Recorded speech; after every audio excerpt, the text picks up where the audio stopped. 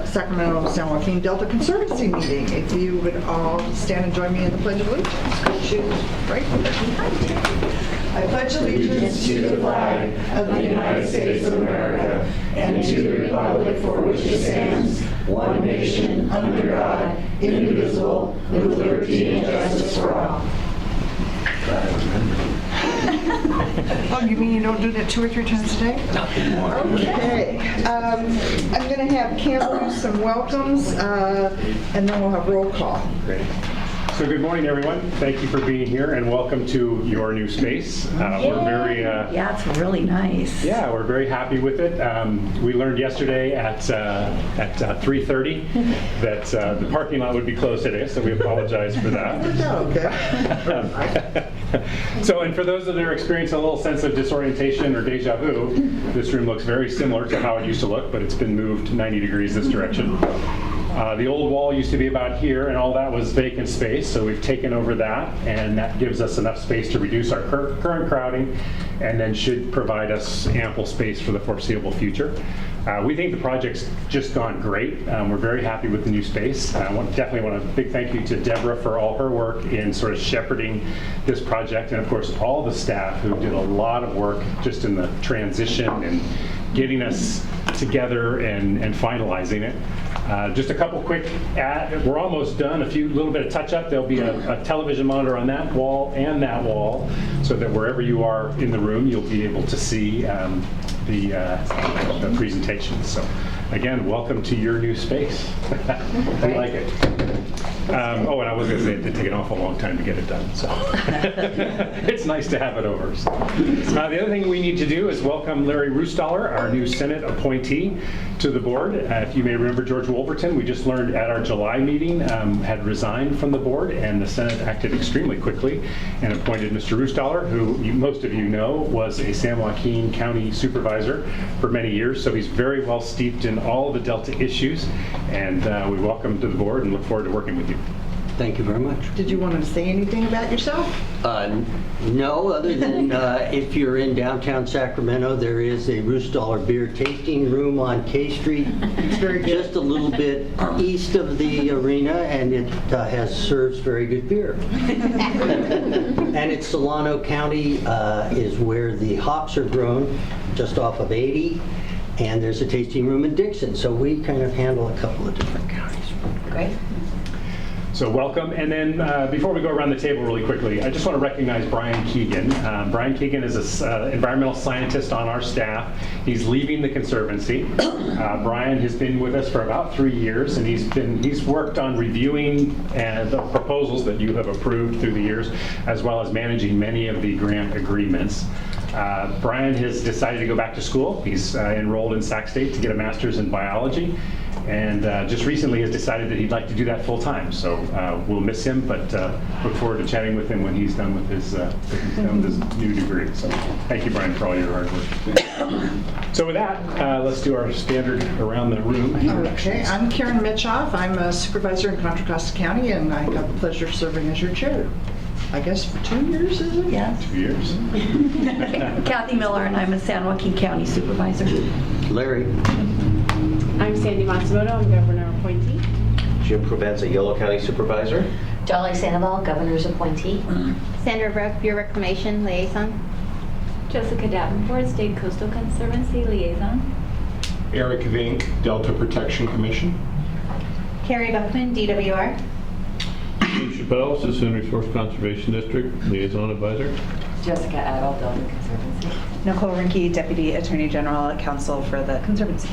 Deborah Kustik, Conservancy Deputy Executive Officer. Campbell Ingram, Delta Conservancy Executive Officer. Tom Slater with Reclamation District 999. I'm Doug Brown with Douglas Mermill.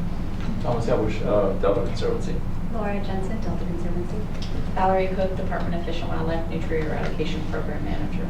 Brian Keegan, Delta Conservancy. Aaron Hampton, Delta Conservancy. Elisa Harrop, Delta Conservancy. Brenda Les, Delta Conservancy. Robin Kropp, Delta Conservancy. Julie Specia for Metropolitan Water District. Thank you, and good morning, everyone.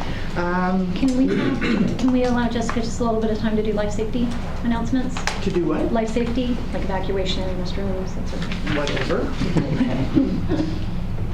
fire exit's now here, and we have our secondary fire exit is the front door. The restrooms, I think some of you discovered there's a key there, and if you go out into the courtyard to the left, there is a restroom out there.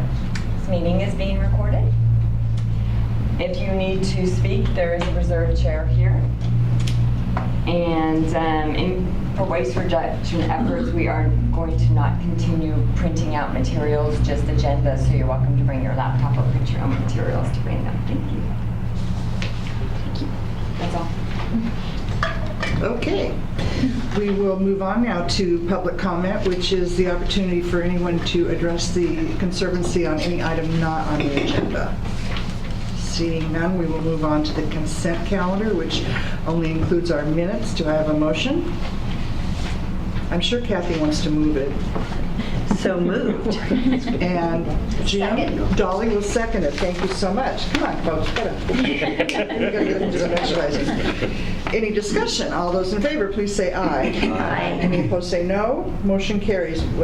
Nicole was very nice to send me an outline of when we'll do voice votes versus that. And since there was no negative votes, which we need to record, we're okay. Mr. Ingram, take it away. Great. Good morning again. The Executive Officer's Report is at Agenda Item 5, first attachment. I'm going to quickly run through program updates. Obviously, if anyone has questions, please feel free. The first item is the nutria eradication section. I continue to attend the interagency nutria eradication meetings, and at the first attachment you have the report that actually Valerie puts out monthly, and it's we talked about this previously, and the board had requested it, but it's a really great summary of everything that's going on in the program. It starts with the number of acres that are being assessed. It talks about the number of cameras that are out there, talks about the number of traps and the number of trapping nuts, and it goes through and it lists how many nutria have been taken, a total of 697 to date, and the counties that they're located in. And then it has a lot of necropsy information as well, which is just a lot of information about the sex ratio, how, the fecundity, and all of that. So, and then on the back of that page, you have a map that just shows where they are being detected and where they're most prevalent. The good news is that as Valerie can confirm this probably as of today, there's been no further take or sightings in the Delta proper. There has been some additional take in Walpole Slough. So I want to say probably 8 additional animals taken beyond what's in that update. But other than the Rough and Ready Island detection, there have been no additional locations in the Okay. Great. Wow. Last time we heard this report, they were just proliferating all over the place. It had definitely stepped up, and so it's good to hear that they're not moving to the Delta. Obviously, you all remember that the Conservancy has now contributed over $9 million for the nutria eradication effort, recognizing the significant threat to the Delta.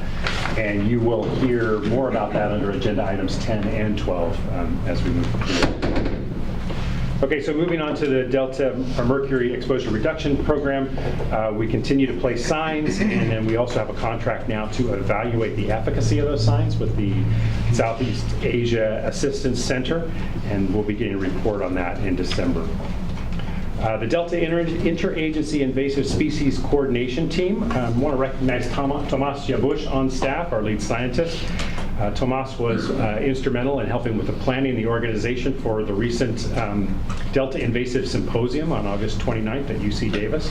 There were over 140 scientists and practitioners that came together, and the focus was on remote sensing. How are we using remote sensing to help better identify where invasive species are and criteria about how we can track them and better control them. And it was just a really great, a very well-attended and good symposium, and again, thank you to Tomas for his role in helping to support it, develop it, and even emceeing a good bit of the event.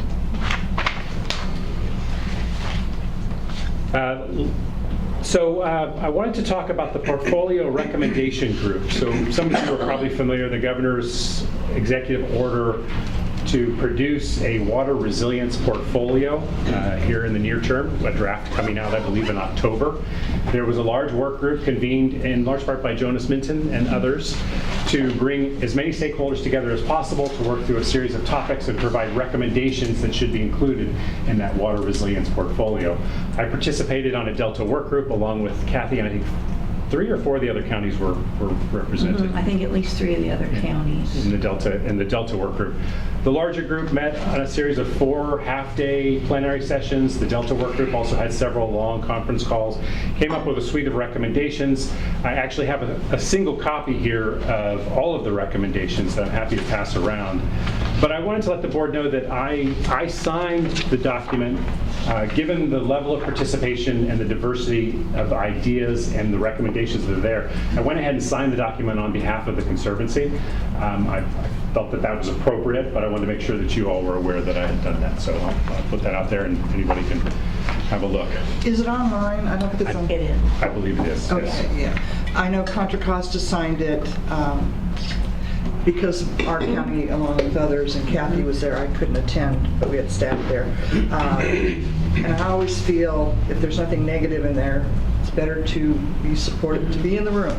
So I don't think there's any. Well, and the 5 Delta counties were able to get input from all of our tax, and there was no heartburn over it at all. And so when I signed on, I was able to sign on both as representing San Joaquin County and also representing the 5 Delta counties coalitions. So it was it was a good effort, I think. It was a very productive conversation. It was. It was less contentious than you might anticipate, and just very constructive.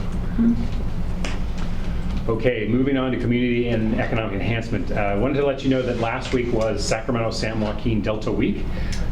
We worked with Senator Dodd's office and Eric Vink as well to help craft the resolution language as well as press release.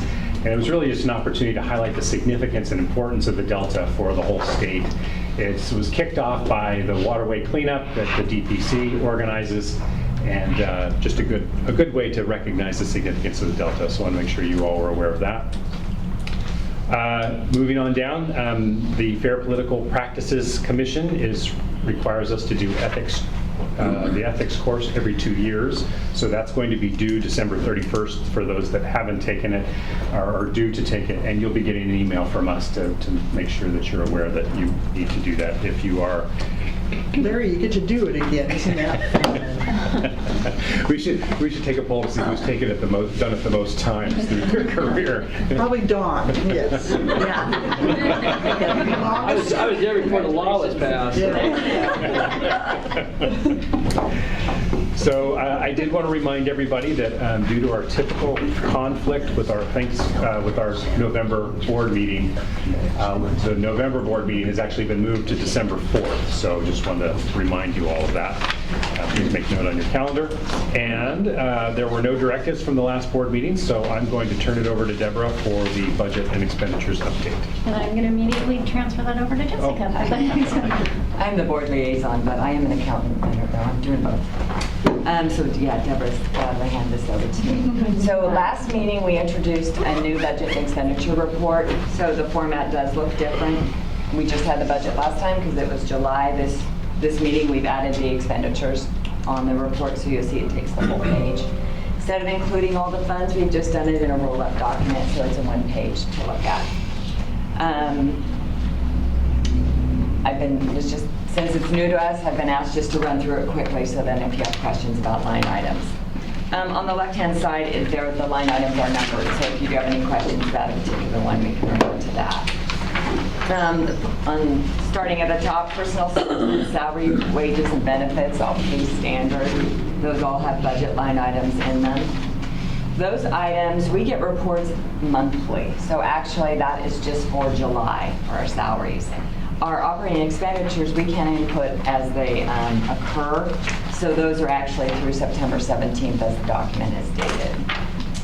Our general expenses, printing, communications, postage, all pretty standard in terms of the general expenses. It's a little high not a little high, but it's a little higher. It has any sort of associations or memberships. Those are all included in general expenses.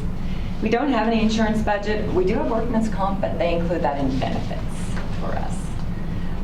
Travel is for traveling to our sites. Facilities operations is for this facility here. We also have budgeted contracts and personal services external, and those would be for our contracts for different jobs, not grants, but when we have contracts for jobs. Money reimbursed from those contracts, if we're the in-between, are captured down on line 42 reimbursements. So if we have a contract and we're getting paid to do it, it'll be captured down in reimbursement. Departmental services, admin and departmental, that is our admin cost, DOJ, HR, surcharges, compliance reviews, parking, all those exciting things. IT is our IT contract and also any items that we need to buy. Central Administrative Services, our SWACAP, and that is a fee that we have for dealing with the federal government recaptures their administrative charges. And that changes every year. It's determined by our previous year's activity. We have non-capital asset purchases, other items, those are pretty clear. We have unallocated operating expense, that's a little high. As Deborah has talked about in the past, we do have allocations for our Prop 1 and Prop 68 that we don't use up every year. But we do have 3 years to encumber those and 2 years to liquidate those, so those numbers won't be all used up every year. We have grand total. Do we have any questions? I have. Oh, good. The fiscal nerd. Okay. So you're saying that the category of expenditures, which are personal services, that's only 1 month? Correct. Into the July. fiscal year. And so I assume when you prepared this maybe a week or so ago, the state's a month or so behind in getting you information. We contract out our accounting, so they provide us monthly about the 25th. So I'll be getting the August reports probably today. Okay. Where I'm going with this is to anyone who looks at this who did not hear it. When you look at actual expenditures, because you're saying the line items 9 through 31 are as of September 17th. Correct. So it's really not an accurate picture of our fiscal. We need to figure out how to do that. If we're going to report on a quarterly basis or takes more internal work, but we've got to have a more accurate picture because this really doesn't tell me anything other than you spent X dollars in July and then you spent Y dollars through September 17th. So when we look at what the actual expenditures are, it's not an accurate picture.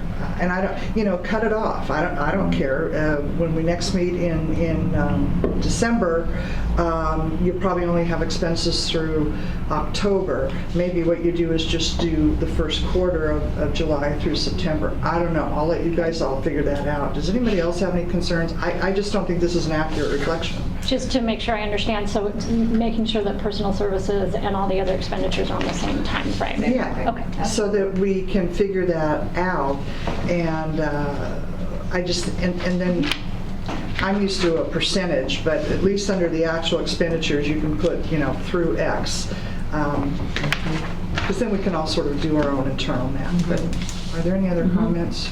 Yeah, I think it would help too to do like for the variance, the percent. Because it's just really hard. I'm toggling back and forth to see is that a big deal or not a big deal. Right. And then the percent through the fiscal year, just so like if we're like a quarter through if you end up doing a quarter report, for example, it would show 25% through the fiscal year, and then we could look at the variances and see, what's spending fast or slow or whatever. It just would help to track things. But I like this consolidated.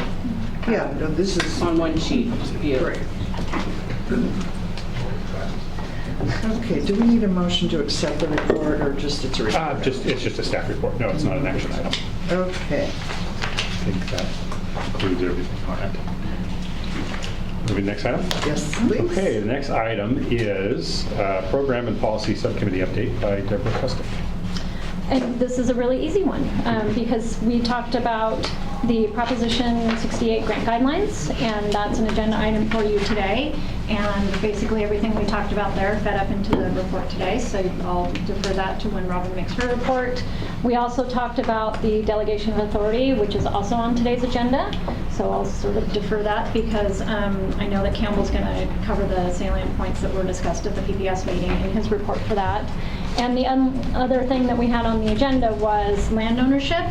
And that was pretty brief update for the subcommittee, and basically said we're continuing the discussions, continuing information gathering, and we're keeping at it, and we'll bring something forward when we are ready to have further kind of in-depth discussion. That was an easy one. Questions? Okay. Thank you. And then our next item is the staff report on the consideration of changes to the board meeting schedule. Okay, so you may recall that in July we talked about this. We talked about the potential of going to a 5 meeting per year schedule. And so the staff recommendation is that we do that. And we would have meetings in January, March, May, July, and October. That does a couple things, couple objectives. It is a bit of a staff workload reduction to go to 5 meetings per year. We think that that still provides appropriate level of interaction with the board that'll be sufficient to help us carry out our activities. Moving to the October schedule will help us avoid the Thanksgiving holiday, which is always a problem for us. And one more reminder, we will meet December 4th this year instead of the day before Thanksgiving. And so that's the proposal, that would be the schedule that we go to. We also talked about the need to try to find a better day for the board meeting, and we sent out a doodle poll, and I have the results. And unfortunately, the results are that today, the fourth Wednesday of the month is the best for everyone involved. And so 8 of the 11, and one's gone now, and yourself and then Brian Cash from Natural Resources are the ones that have a conflict with today. Unfortunately, the other 3 alternatives where we get 6 board members, which is just barely a quorum, you also still have a conflict. So it leaves us with, what do we want to do? I wasn't sure whether it might be possible for you to have an alternate for that first half of the year when I have an alternate, but I recall when I served with former Supervisor Pifo, and she was chair, the alternate should not serve as the chair. That's a good point. And unfortunately, and I don't know how many supervisors will be going because it's in San Francisco this year, but December 4th is the CSAC conference. Yeah. So won't have any, some supervisors might be here, but I won't be here. I won't be here. I don't know. Okay. I'll be here. Dawn, I don't know about Jim. Anyway, the rest of the, and I can send an alternate. Well, I can't because it's Diane. Yes, the same with me. Well, I'll take care of that. Just so you know, let's see here. January, March, and May, I won't be here unless the other meeting I have gets canceled, and I'm going to be chair of that committee. So this is fine with me as long as, we had this sort of conversation last time, and I appreciate the privilege of serving as chair, but I also need to put out there that half the meetings I probably won't be able to attend. So is what the staff is proposing going to 5 meetings instead of 6? Is there any discussion on that? Public comment? I don't think so. All right. Dawn, you came in late, so you get to move this item. Okay, sure, that's fine. I'm happy to move it. And do I have a second? Second. And by Kathy. Is there any further discussion?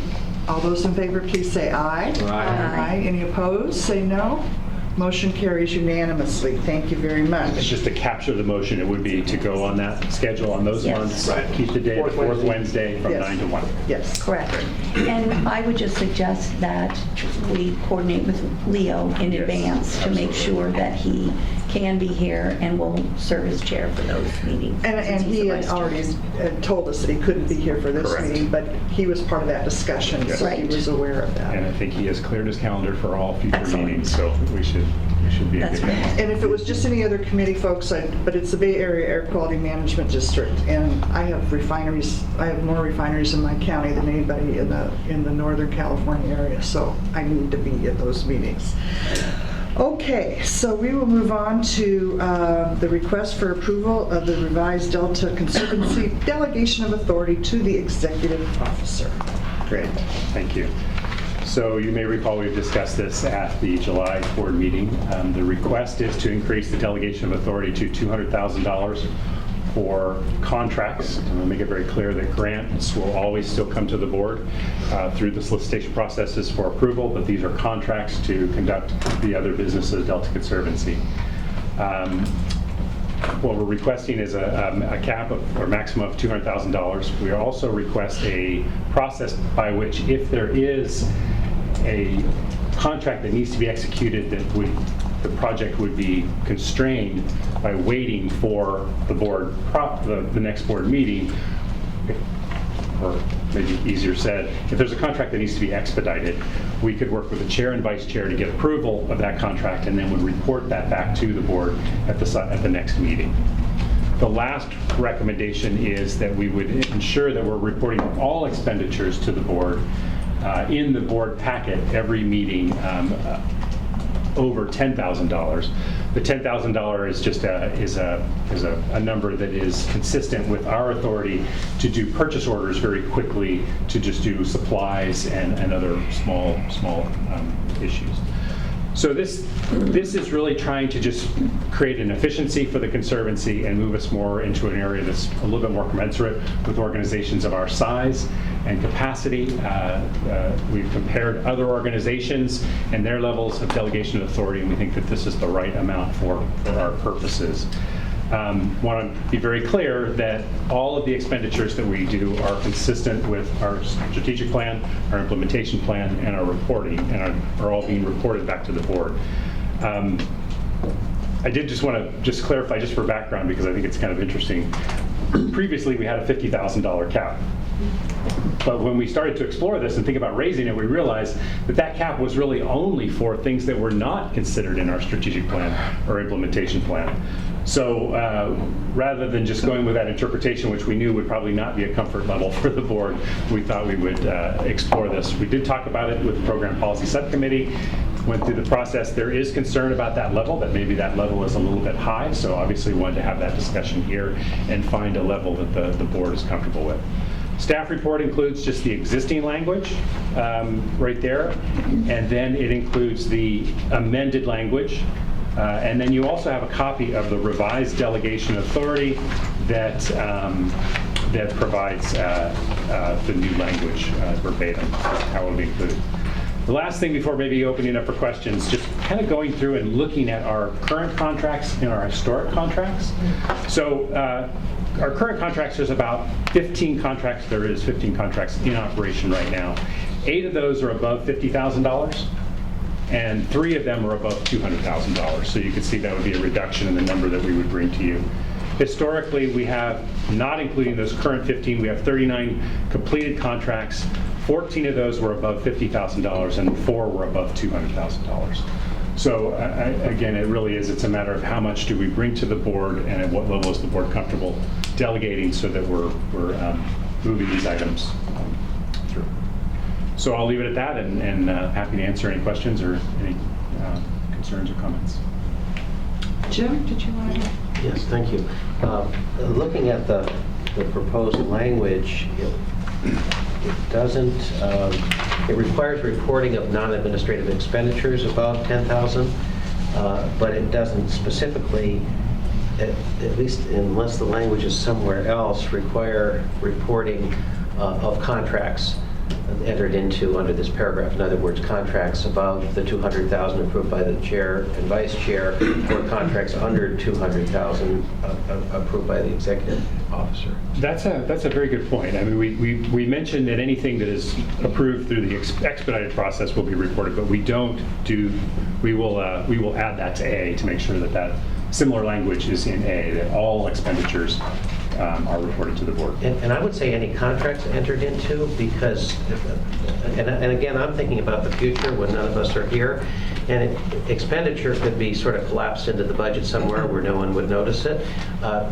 We need to call out, a contract was entered into under this authority so that the board knows about it and can raise questions about it if there are any. Okay. We will do that. Would that just be changing C and to take out non-administrative? I would say Would that something like achieve the same thing? any contracts entered into under this paragraph will be reported to the board as part of the executive director's report, so that these were contracts that entered into, and you might want to separate that out between those entered into under the 200 and over the 200. So just for clarification, so we do end up, like we let a contract to provide CPR training for our staff for $700. Is that something that the board would want reported? We considered that sort of administrative, and that's why we put the $10,000. So we were thinking if it's non-administrative greater than 10,000, we would bring that in. I didn't quite get what non-administrative expenditures was referred to. I mean, I think you know what it means, but I don't. And in terms of policy, I think it's important that the board understand what we're talking about. I'm trying to think of examples. Yeah, so examples would be like our HR contract. We need an HR contract in order to just administer. That's administrative, non-administrative. Right, so that's, I'm trying to, it's easier to do it by what is included, and then everything else would be non-administrative. Why don't we just, unless I'm missing something, just anything above 10,000 is reported to the board, if that's what you're going for.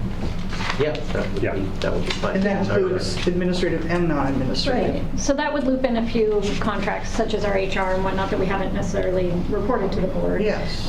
But it's fairly simple and straightforward to do. And then you don't get into a problem of deciding what's administrative, what's not. Yeah, any contract.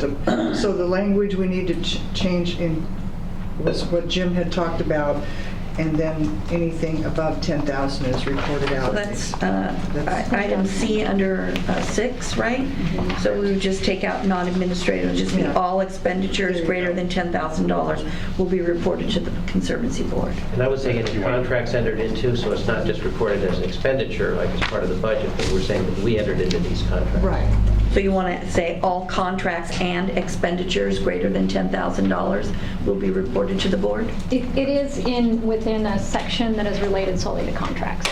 Okay. So the context in which these bullets are provided is this would just be within contracts to begin with. Oh, okay. But to make it clear, why don't we say all contract expenditures? Yeah, I'm just wanting it to be called out so that anyone can know that hey, these contracts were entered into either by the executive officer or by the executive officer together with the chair and vice chair. Gotcha. Any other comments or edits or thoughts? And I did have a concern. Doesn't seem like there's very many of these. Are we making too big a jump? And I know we were really at 50,000 because nobody knew about the language. Thank you, Council, for pointing that out. So we're jumping from 50 to 200. I'm wondering if we should just go to 100, see how that works, and then maybe. I don't have a problem. I know in our county we had a $100,000 limit where they didn't have to come to the board for approval, and we just recently moved it up to 200. But when you mentioned the number of contracts, you said there were X above the 50, but only 3 above the 200, and I had that same concern you did. That, but if we're going to have these problems with and the chair and vice chair can approve over that, whether it's 100 or 200. In total, there's 22 over 50 and 7 currently over 200. So it's 22 coming to the board as opposed to. So 15 would not be coming to the board. If you have 22 and only 7 are above 200. No, sorry. There's 22 that are, is that right? There's 22 that are currently above 50,000. So all 22 would come to the board at 50.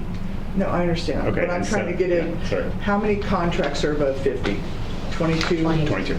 And 7 of those are above 200. Correct. So under the new thing, only 15, we wouldn't see 15. Correct. And given the number, I understand what you're saying, so maybe we should the thought is, should we just do this incrementally at 100,000? Any thoughts? I'm fine either way, to be honest. I would point out It's all one going thing to be too, because reported out. the language would allow above 100 with the approval of the chair and vice chair, so that True. isn't that burdensome. Yeah. But what your proposed language is, if it's not an expedited issue, anything above 100 would come to the board for approval. So,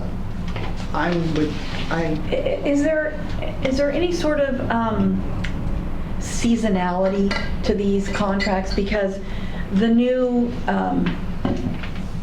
schedule we just passed, we're not going to meet from October. So I'm just wondering, yes, I know that the chair and the vice chair can do it, but if there's a seasonality to some of these where we know we're going to get a whole bunch of them during that period of time.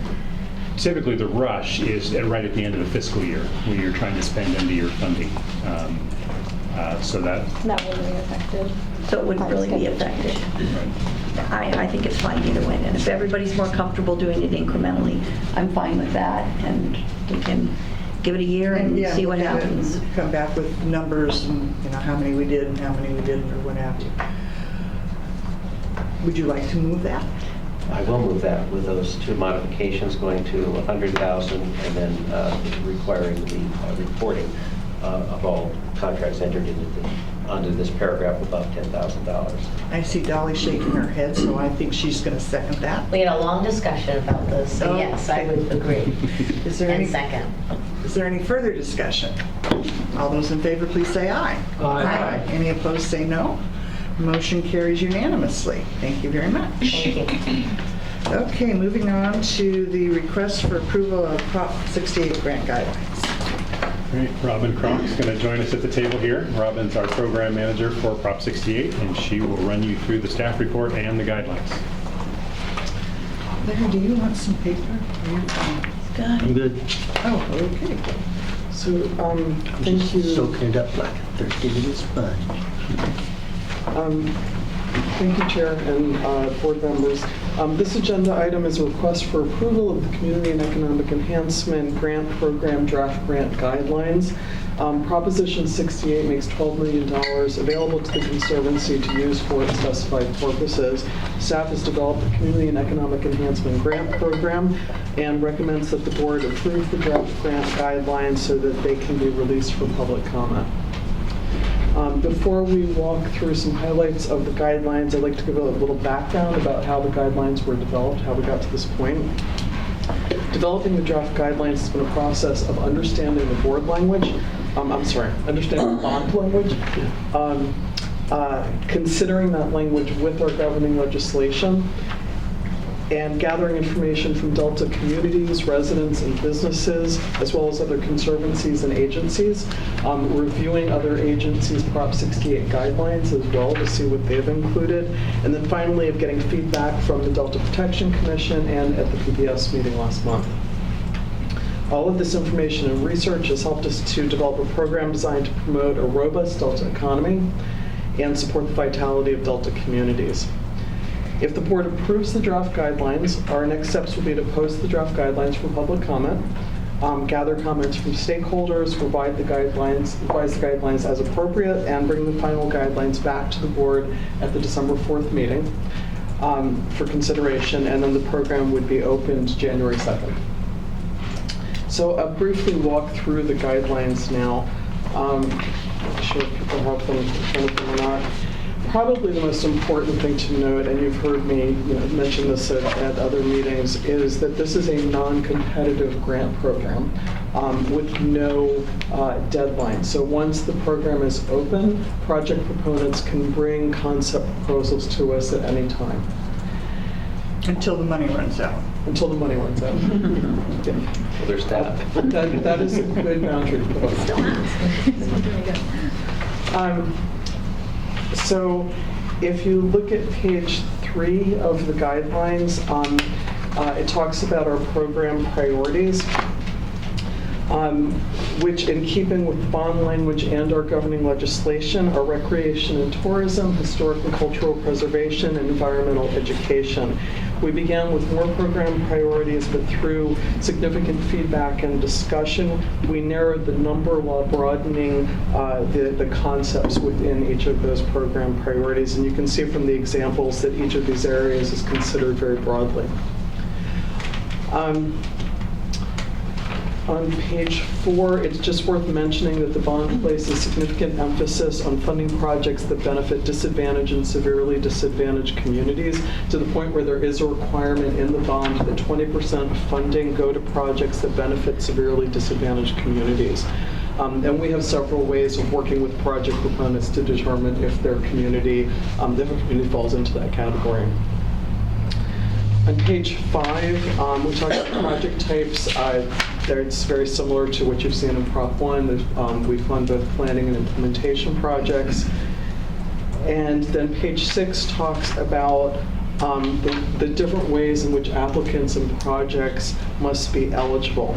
These are from the bond language and our governing legislation, and it's important to remember that Prop 68 under bond eligibility, you'll see, is a general obligation bond, which means that bond funds must be spent on the construction, acquisition, or long-term improvement of capital assets, which are defined as tangible property that has an expected useful life of no less than 15 years. And then the rest of this is fairly similar to what you've seen before: applicant eligibility, any California public agencies or nonprofits. And then if you skip over to page 8, I want to walk quickly through the application process, because since we are running this program differently, the process will be different. The concept proposal form will be on our website when the program opens on the 2nd. Project proponents are welcome to submit a concept proposal at any time. Staff will review the proposal and meet with the project proponents to gather as much information as might be needed in order to assess the viability of the proposed concept. Once viability has been assessed, staff can then work with the applicant to develop the concept into a full proposal. We may provide varying levels of technical assistance as needed, and if staff doesn't have the capacity to provide the assistance needed, we may work with the project proponents and a partner to develop a relationship in which the partner might be able to provide the technical assistance needed to develop the full proposal. And in keeping with the bond, projects benefiting disadvantaged communities will receive priority for the Conservancy's technical assistance efforts. So because staff will be engaged with the project proponents and the applicants through the proposal development process, assessment will be occurring throughout the process. Having said that, we have developed specific criteria that, when fully addressed, will allow us to recommend funding to the board. And those criteria, again, are start on page 9. So project design, purpose, goals, deliverables, and a clear schedule. Public benefits: are there enduring public benefits with a high likelihood of being realized? And do we have reasonable performance measurements and a means of tracking those performance measurements? Of course, alignment with state and other priorities. Project readiness: is the project ready to go once as soon as it's funded? And if it's planning project, do the activities in it advance the project toward what could be an eligible implementation project? Of course, does the project have public and relevant institutional support? And for planning projects, is there a plan to develop community support? Cost share is not a requirement, but strongly encouraged.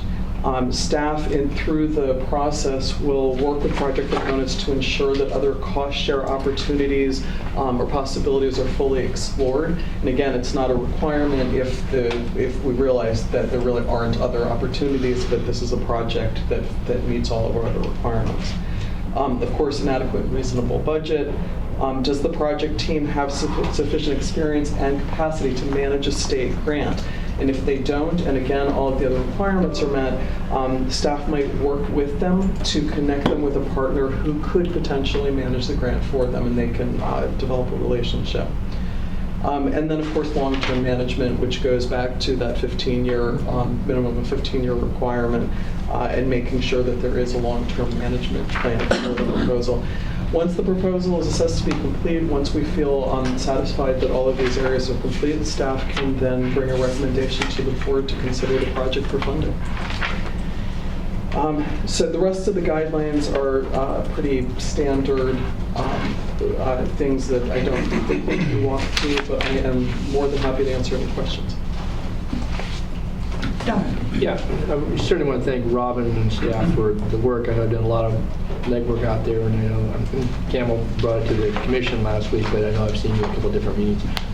The question around, since we're, I think certainly encouraging capital projects, are there any restrictions as relates to prevailing wages and such? Because I know you have foundations, historical societies, other groups who may use volunteer labor combined, obviously, with other paid-for services. But I think about some of the areas in the Sacramento portion of the Delta where they're block grant eligible, where federal funding might even be a cost share component potentially for a project and/or private funds. But the prevailing wages can, certainly cut into the ability for some of the smaller organizations, even if you have grant administrators' assistance through this agency. So I guess I'm curious, is that called out for, or are they able to use, as long as they use volunteer labor, you work with private sector folks to? Yes, and I am wondering what happened to that section. It is addressed in there. It is? Okay. I didn't see it. I believe it is. And It's on page 13, the last bullet. Okay. I didn't read that far. I had the benefit of being able to do research. It's on page 13, the last bullet. Oh, I see, it's the last bullet on the last page. Yes. Maybe subject to. Yeah, does that address your concern? So I guess I don't know what section 1720 labor code is and so forth, so I don't know. And again, we don't need to answer the question today. I just, when I think about opportunities, certainly areas that I'm familiar with, but I think just generally that, some of your nonprofit, that can be a showstopper for some of your smaller organizations, because that requires obviously a particular tracking and, and it can certainly, you can add 20-25% of the cost. I understand the reason for it, but to a project. So this is similar to Prop 1, and I don't. Yeah. So I can just say that this is the exact same language that we have for the Prop 1 grant program, and it's never been an issue. Okay. So we don't organizationally have a depth of experience of dealing with it, but I can say that it hasn't seemed to limit any of the Prop 1 projects. Okay. So I don't know how exactly it will apply here. Because there is a monitoring component, as you're well aware. So I mean, you can have the administrator, it may fall to your applicant if in fact it gets triggered. But then, I don't know if this entity as a state agency then has to be the monitor that, if there is a compliance issue, who oversees that, if it goes to the Department of Labor. And I don't want to get too deep into it. I know that in recent times with a couple of other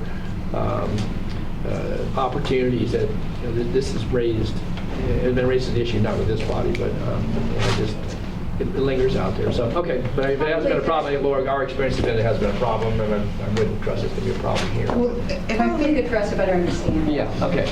I have a feeling, but I'm not sure. I'm not going to take the time to look it up. I know from dealing with other things relative to prevent, it's at the contract. There's a seal, not a ceiling. What's the other one? Basement? No. Floor. Thank you.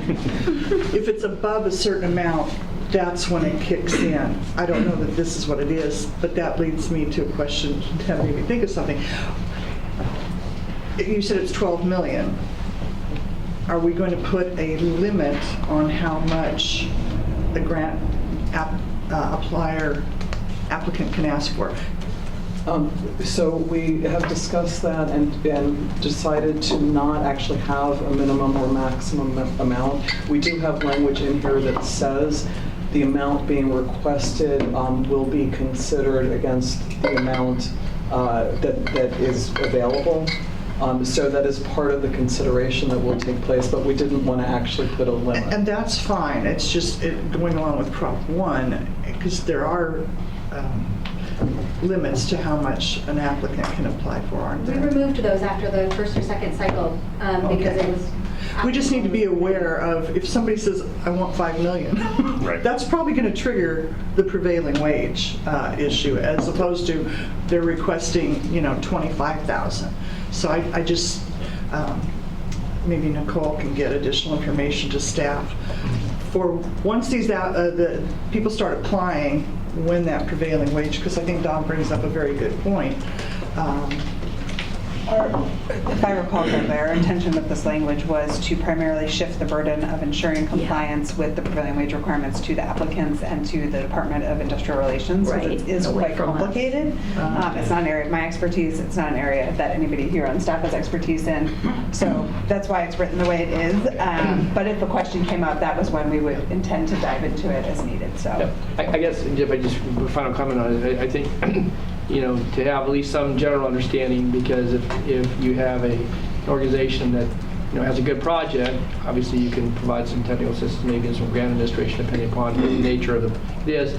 But that, looking at that, I know it's come up a couple of times with actually some county grant funding, is that what's that mean if people just freeze because we can't do that, and we don't have the capacity. So I think it's a question certainly in the outreach and in the submittals and your contact with folks as we go through this process. I think to your point, and what was said here, that at least an explanation of what that means, and that there needs to be some clarification so it doesn't become a barrier right from the get-go. People say, well, I look at that, here's what it says, I don't know what all that means, and they don't have attorneys on staff and so forth typically. So Yeah, it'll come into the monitoring part. Because what I'm hearing you say is it's on the applicant to, but then we still need to know when we monitor it if they're. Right, but if you have a small foundation or a historical society or XYZ group of folks that have their nonprofit status, that it can be pretty daunting just the words on paper. So I just think that's I don't want to over discuss it here, but I think it's it can be a factor. So okay, thanks. Any other comments or questions? Oh, Sandy, I'm sorry. Just a couple questions about eligibility for disadvantaged communities. I noticed it's all on reimbursable basis. Is that going to be, do we know if that's a challenge? It said like reimbursable basis except under some circumstances, but is that going to be a barrier for? Those might be the exceptional circumstances. Okay. The bond language does leave us room to consider that. We just wanted to make sure that we're only considering it in the most extreme circumstances. Okay, and then is it the bond language that just the eligible entities are agencies and NGOs? I mean, if there was, do you know from your outreach if that encompasses enough for folks from communities to be able, do they have a vehicle through an agency or an NGO to be applying? That would, well, I'm not sure who else you're referring to would be applying. I mean, the bond language, between that and our governing statutes, it's pretty specific about who can apply. So it's limited to those two? Yes, but the reason that I mentioned that about if they don't have the capacity, because just from the outreach I've done, I think there are some really good projects out there that are kind of communities talking about them, but there isn't a formal 501c3. So that's where we might be able to work with them and help them to find a partner that is a 501c3 that can help them to manage. I think that's what we see as one of the real great strengths of the program. Yeah. Is we can actually take those projects that lack that capacity, help them partner up, and get them the resources they need to deliver a functioning project. Yeah, okay, that's great. Okay. Yeah, we've made the eligibility as broad as the bond and our governing statute allows. We haven't restricted it. Great, thanks. Any further comment? Oh, I'm sorry, I couldn't see your. That's okay. I just wanted to offer the Coastal Conservancy's experience. We've been doing a lot of outreach to disadvantaged communities and focus groups, and the issues that you just mentioned have come up a lot. The reimbursable aspect. I haven't heard so much about prevailing wage, but the small groups that don't have the nonprofit status, how could they partner with another group that could do that? And so I just want to offer our experience staff to staff, if that's Thank you Of very much. interest. Appreciate that. Dolly? Yeah. Dolly? Great, thank you. So in the proposal where it talks about coming to Conservancy staff, is that just you, Robin, or are there other people on staff that will evaluate these projects? I really want to make a joke here, but having said that, yes, it will not just be me. First of all, we are in the process of hiring an AGPA who will be working on Prop 68 with me, and then Laura, of course, will be Laura as my direct supervisor and will be very engaged in the process as well.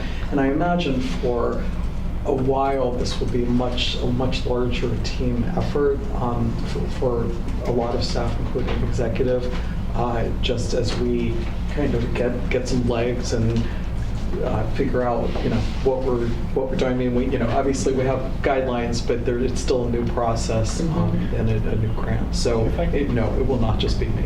And if I could just add, I think that, so we do have those criteria, right? And the expectation is that we're working with the applicants to make sure that each of those criteria are to a degree or addressed to a degree that we all feel comfortable that's a good proposal, that we can make a recommendation to funding to the board. So that really is a partnership and it's a back and forth. I think where the question's kind of coming from is how does that play out, right? So our expectation is we're working with an applicant, and at any point we come to a point where we just can't get over one of those criteria and we're not going to make it. It's kind of a mutual agreement between us and that partner that this project probably isn't going to go beyond this point. We'll be documenting that along, the way. We'll be working with the applicant because we've already agreed that it's a good project and we want to make it succeed. So are there things that we can do to try to resolve that particular issue or a suite of issues? Okay. I think at any given point, if we have an applicant that is completely dissatisfied with that determination, or if we get to a point where we're saying this isn't going to make it and they disagree, the applicant, of course, has the recourse to come back to the board and at any board meeting and say, hey, we feel like we're not getting where we need to be. But in the end, our hope is that a project that we're bringing to the board is fundable because we all agree that it has met all these criteria and it will be a good project. Okay. And then in terms of the disadvantaged communities or severely disadvantaged communities, what particular outreach are you going to be doing with those communities to make sure that they know of and can apply for successful grants? Because it's $2.4 million that is eligible, at least for that community, at least that much, right? Right. It could be more. We've been, in addition to just the regular outreach of going to the association meetings and city council meetings and stuff that I've been doing, we're working with other partners and other programs that have some of those lists. So for example, the MERP program did a lot of outreach to organizations that work with disadvantaged communities in the Delta. There aren't necessarily a lot of nonprofits within the Delta that work with those communities, but there are nonprofits outside of the Delta that work with those communities. So we'll be doing outreach to those organizations as well. And then also meeting with planning departments, the county planning departments and such that know where some of those disadvantaged communities may be that we don't necessarily have the contacts with. Excuse me. Okay, and Can I add to that? Sure. And clearly, we're going to be working closely with Delta Protection Commission, who is very plugged into the Delta, and not that we're not, but on a community basis. Yeah. And definitely, they've been very gracious and wanting to partner with us and help us out in that regard. And then as far as assessments, as we're going through that whole process, to your first question, if we get to the point where we don't feel that internally we have the expertise in order to assess something, that's where we'll look out to external partners and try to find those that have the expertise to plug in where we may not have it or the grantee applicant doesn't. Okay. And I think one more thing to that point as well. Yes. I think just like we do currently with a Prop 1 update in the staff, we'll be keeping the board apprised of what we have in the hopper, who we're working with, and where we are in the process. Thank you. Yeah, we'll be tracking that very closely. Jim? Couple questions on the other part of outreach. We'll be outreaching to people that might want to submit proposals and so forth, but in terms of the communities affected, it occurs to me that there might be different opinions on whether a project is wanted or not. How will we get that input into the process? One of the requirements is that they have community support. And so if a project, I mean, these are capital asset projects, so it's not, it will be something physical that is in the community. So they have to be able to show that they have good support from that community. I mean, that's one of the requirements is being able to show that. And whether that's in letters or participation in meetings, participation in development of the proposal, it could come about in different ways. But they will have to be able to demonstrate that support. And really adding to that, I think a nuance there is, under the Prop 1 program, we just have to depend on the applicant to do that outreach, and then we evaluate it. Here, where we can be a little more engaged and say, did you talk to these 3 people that surround this? What are their views? Maybe we end up talking with them as well. So I think it provides an opportunity for us to actually almost ensure better local support, or a higher degree of certainty about the local support. That's good. Yeah. So we don't want to get down the road, way down the road, and then find out people don't like it for whatever reason. The other question I had, and I don't know if this could be covered in policy, but we have these rolling applications and people applying for different amounts.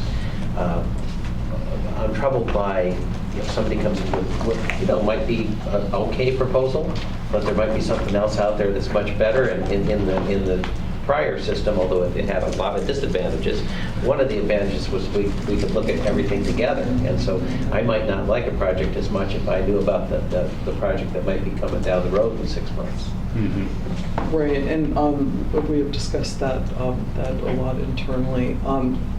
Because of the amount of time that these processes take, we have time to make that determination. It's possible that something comes in the door that, like you said, is an okay proposal that we decide to start working on, and once we start working on it, it actually develops into something that's a much better proposal, because there is room there for the proposal to be altered from what the original concept proposal was. This was the process. So it's possible that would happen. And we also have the ability to, we'll be doing a lot of outreach, and so we have the ability to, and this is part of what I've been trying to do, to get an idea of what some of the projects are that might be coming in. So even some of the ones that aren't more formally organized already, we've been hearing about. Obviously, I'm sure there's a lot more out there. But the whole process kind of gives us room to address that. Does that answer the question? I think I'm getting it. That you'll have a sense of what's out there, and that be incorporated into the thinking process on what you're. And the board will have that sense too, again, through the tracking. And I think what we'll try to do is, here's the project, here's the applicant, here's kind of where we are in the progress. But I do think it ultimately is that's where the board really does weigh in, and it's on that. Are these the best uses of these funds? Are we, do we want to spend all the money on 2 projects or a lot of small projects? Is there a good geographic distribution? I mean, those are the type of things I think the board will consider, watching that whole cadre of projects sort of evolve over time, and then having proposals that are brought in that are fully fleshed out and addressing all of the criteria. Okay. Well, and one of the benefits of this very collaborative process, and not really constrained, is that we can have a proposal come through and we say, we're not sure right at this point, and we can maybe set it aside for 6 months and then maybe pick it back up and reevaluate it. So we have a lot of flexibility in what we do, because we may not know what's coming through the door at any given time, and that is a bit of a downside, but it's also a big benefit. So it's a bit of a trade-off. But Okay, thank you. Dolly? And I'm sorry, I forgot to raise this question earlier. In terms of disadvantaged communities, it doesn't have to be necessarily a proposal from a particular disadvantaged community, but if you're building something concrete, let's say, you could do some outreach to a particular community to see if they had some volunteers or wanted some, what was some of the items you mentioned, education, workforce, that type of thing, to see if there's disadvantaged people in this disadvantaged community. play a role in this. It doesn't have to be a specific proposal from a specific area about a specific project or need. Correct. Right, so that would be part of your outreach then, is to try and tie those two together for training or workforce education, job opportunities, et cetera? Yeah. I mean, that's what I would like to see in a proposal, I guess. Yeah, you mean work if the project proponent is doing things like using people from disadvantaged communities to help develop the... Well, I just think that would be a natural, actually. Yes. Not if they are, but Yeah. but encourage them to. Yes. Yes. Yeah. Thank you. And the projects, I believe as it's written, Robin, correct me if I'm not reflecting it correctly, it's projects that benefit disadvantaged communities. So I think everything you said is absolutely wonderful, and we'll try to incorporate that. But it could even be possible that somebody proposes one that's not a DAC, it's not even located in a DAC community, but say maybe it's just right over the border, but it hugely benefits a disadvantaged community or severely disadvantaged community. That would be eligible as well. Right, but I'm saying go one step further. Absolutely, yeah. And actually get kind of underscoring the workforce or training component of this that's listed in our proposal here, underscore possible job opportunities, Right. That's, as opposed to just a project here or a project benefiting this space. But what kind of coordination can be done for people who are disadvantaged, living in disadvantaged communities? Don? Thank you. Excuse me, one other thing occurred to me as you were looking at the economic development portion of this is that, you know, in some of the towns and so forth, you might have a chamber of commerce that may not have a C3. I don't know if they're C4s, whatever they are, but they wouldn't necessarily be eligible. And you also have some business improvement districts, or there's opportunity to form those. Typically, those are private sector. They may have the blessings of the local government, and obviously, there's a whole structure to all that. So as I read this, though, you know, this is fairly broad. It covers C3s and any governmental entity. But how would we deal with chambers of commerce that may not be? And again, I don't know all the differences and distinctions between C4 or C3s, but yeah, and second PBIS. So that's my question is that, and have we thought about that? Because you know, they're very, you know, you have to have a sustainability project in 15 years. A lot of these folks, you know, again, have that commitment, and it could bring vitality to a town. But that's the vehicle that they would apply through. So how would they? so okay. So first of all, those two applicant eligibilities, California public agencies and 501c3s, that is bond language and governing statute. There isn't wiggle room. Okay, so C4s can. No, C4s can, but they're longer. However, we can, that's where, because of the way we're doing this program and we'll be engaged with them, we might be able to help them partner with the 501c3 that is eligible, or, you know, a local jurisdiction or something that is eligible to be the applicant and to manage the project. Okay, and how about property-based improvement districts? I don't know what they're, where They're they fall. usually C6s. Are they C6s? Yeah, They are and same as it's- chambers. Yeah, and it's only C3s. So we've reached out to a couple of the local foundations to see if they're willing in certain circumstances to partner and be the applicant where it might be appropriate. I think there's also reclamation districts, nonprofit entities. So I think really, again, when a concept proposal comes in and we all agree that it's eligible, it's viable, we think it's a good investment, but they're not an eligible entity, we start saying, okay, well, who's that circle around? Who's the best possible partner that could help in Okay, any further comments or discussion? Then may I have a motion to approve the Prop 68 grant guideline draft? So moved. Second. Moved by Provenza, seconded by Miller. Any further discussion? All in favor, please say aye. Aye. Any opposed, say no. Motion carries unanimously. Thank you. Moving on now to approval, request for approval to amend the scope of work for the nutria eradication project.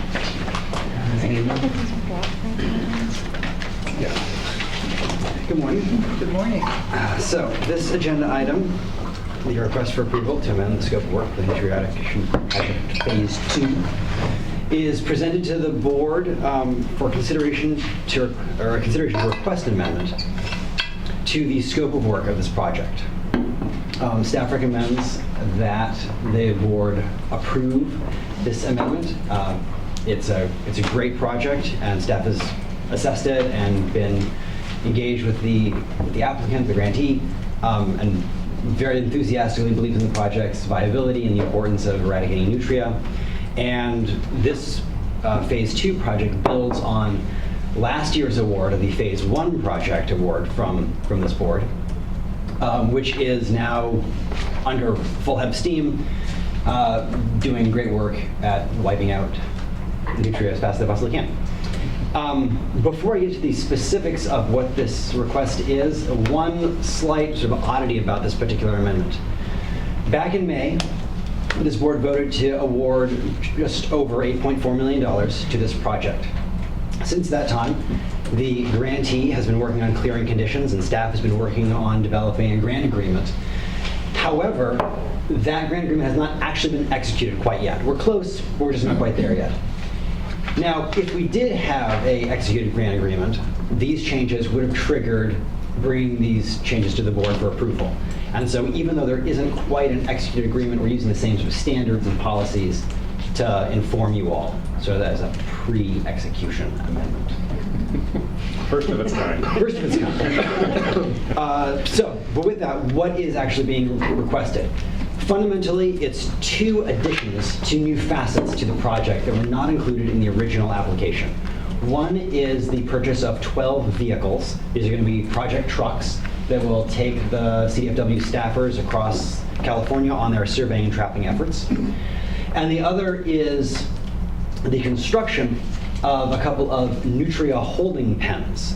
This will supply a ready source of nutria for the Judas Nutria project, for nutria to be serialized, equipped with radio collars, and then released onto the landscape so that they can, however unwittingly, help CDFW staff find otherwise unknown nutria. To do this, one thing that is not in this request is an increase in the amount of money of the award. The grantee is going to work within the awarded amount, and to do that, what they're proposing is to reduce the length and budget of the nutria scent detection dog subcontract. So it was originally proposed to be 3 years long. Because of delays in getting the dogs trained and developing protocols for the dog training process, it looks like they're only going to be able to use 2 years of that funding within our 3-year funding term. And so they're going to take that first year of funding and divide it amongst the purchase of the vehicles and the construction of the pens, and actually taking a small amount that's left over and putting it into personnel to hire a few additional scientific aids to get more bodies in those trucks and more boots on the ground. So fundamentally, that is the request before you. Reduce the term and amount of the subcontract with the scent detection dogs, and then add in the purchase of the vehicles and the building of the pens and the additional hires of the scientific aids. With that, any questions? Jim? So specifically, the suggested motion shows what the board is. Yes, being the asked suggested. for. In the staff narrative, it lists 2 other things, so 4 and 5, increase the budget to allow additional aids. Sorry, that was the scientific aids that I. The scientific aids, okay, so is that included then in the motion? So it is not specifically included in the motion because that is a small enough amount of money that would go into that it would by itself not trigger board approval. And that's the same for the... so just associated with the increase in personnel comes an increase in indirect costs. Okay. One other question on the purchasing of the trucks. After this project is over, what happens to the trucks? That is a good question. So part of our grant agreement language is that they have to, the grantee in partnership with us, has to develop a equipment disposition plan. And exactly what that plan looks like is flexible, and we can kind of decide what we want to do. One possibility is certainly that they give us the trucks, and we now have 12 trucks. I'm not entirely sure if we want 12 trucks, but it's an option. Conservancy fleet. Another option is that we state as part of the disposition plan that we're okay with them hanging on to these trucks if they're going to be used for the project for the remainder of those trucks' useful life. And seeing as CDFW is committing to perpetual monitoring and surveying for nutria, it's likely that they would use up these trucks until they are not trucks anymore. And that's fine if that's the case, but if they were no longer used for nutria, then I would think that some money should come back to the Conservancy if they wanted to use them for other purposes. Yeah, so there are several other possibilities. One possibility, we get not maybe all 12, but maybe some of the trucks come back to us. Or yeah, we are exploring options of perhaps having CDFW just sort of refund or sort of buy back the remaining value of the truck, whatever that is at that point. Okay, so those will all be sort of hammered out during the course of the funding term in that disposition. Sounds good. Sandy? It's still on the same line, because I was looking at that.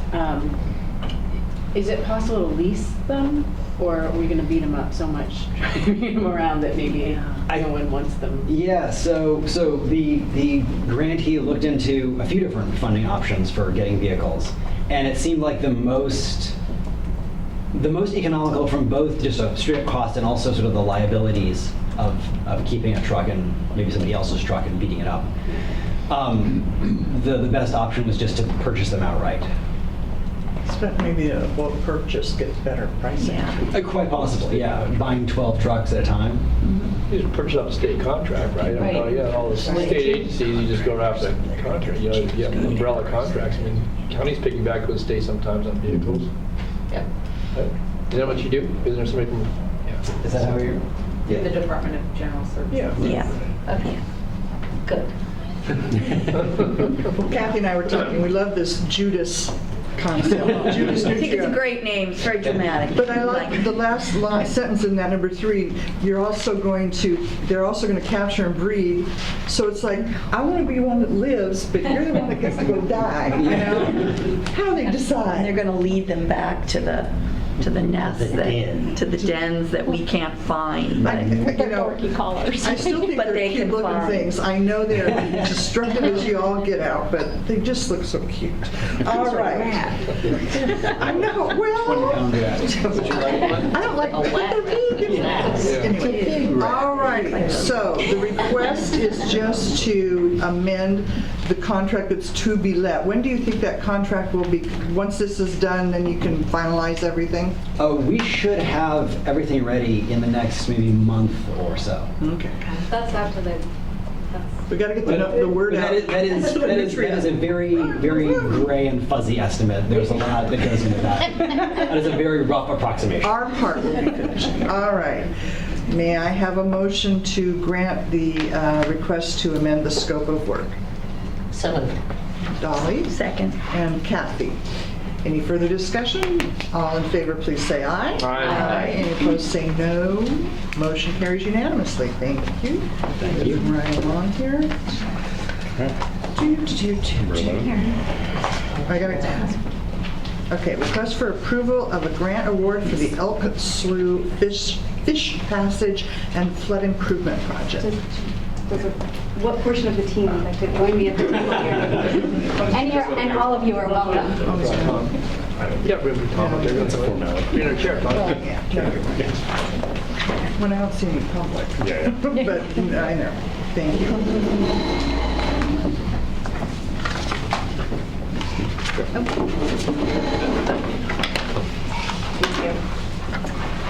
Good morning. So I am very pleased to bring this recommendation to the board to approve funding up to $984,695 for the Elk Slough Fish Passage and Flood Improvement Project. This is one of the projects that was brought before the board in May as part of the Cycle 4 solicitation. At that point, we did not recommend funding the project in order to give us some time to address concerns that were raised by reviewers during the review process. So in the intervening time period, we have indeed worked with the project team, and they've been wonderful to work with. So we have moved pretty quickly here to come up with a proposed path forward. So what staff is recommending is to award the full amount that was requested by the project team, and to issue the funding in 2 phases. So the first phase would be roughly $250,000 that would be used to conduct a feasibility study. And that feasibility study would address some of the questions that were posed by reviewers during the review process about the benefit of this project to listed species, to salmon specifically. And then the remaining $733,000 would be available upon completion of that feasibility study and review and approval by Conservancy staff. Once we're comfortable that, yes, those benefits will be provided, then the funding that's sort of oriented towards planning the project and moving forward with the planning of the project would be released to the project team. So what's happened in the intervening time period is that we have worked with the project team to convene a workshop that had local, state, and federal technical experts there. And the project team sort of presented the project and solicited feedback from the experts around the table. Everybody was very encouraging about the project and wanted to learn more, and they proposed some key considerations to incorporate into a scope of work for a feasibility study. So those are kind of bulleted here at the bottom of page 1 and top of page 2 of the staff report. The project team then took these considerations and turned them into a scope of work for the feasibility study, ran past fisheries biologists at Department of Water Resources, Department of Fish and Wildlife, and NOAA Fisheries. And then aligned them with what was originally proposed to us as part of the proposal. So the work that is being proposed in the scope of work for the feasibility study, which was included as an attachment to this report, aligns with a lot of the early tasks that were proposed in the proposal. So you can see in the table here on page 2 of the staff report sort of how that scope aligns with what they proposed originally. So essentially, some of the funding that they requested from us can be used to cover the scope of work proposed for the feasibility study. The rest would be covered by the Sacramento Area Flood Control Agency, because there are things that weren't necessarily proposed to us in the proposal. And you can see the breakdown of costs there in the table. So as I said, $250,000 roughly from us. And SAFECO's spent $300,000 to date, so they'd be contributing about $120,000 more to complete the feasibility, or phase 1, for this project, which the project team hopes to have complete by July of next year, so a pretty rapid time frame, and is committed in the scope of work to working with the Conservancy and technical experts to ensure that it has proper feedback and review. So what the Conservancy would like to do is enter into a grant agreement for the full amount with these 2 phases specified, and a condition placed in there that at the end of the feasibility study, staff will review it and sort of approve releasing the rest of the funds to move into the planning phase of the project. And I'll stop there. Are there any questions? Any questions or comments from board members? Just a question for council. Nicole, I sit on the SAFER board. Is there any problem with me? I support the project, but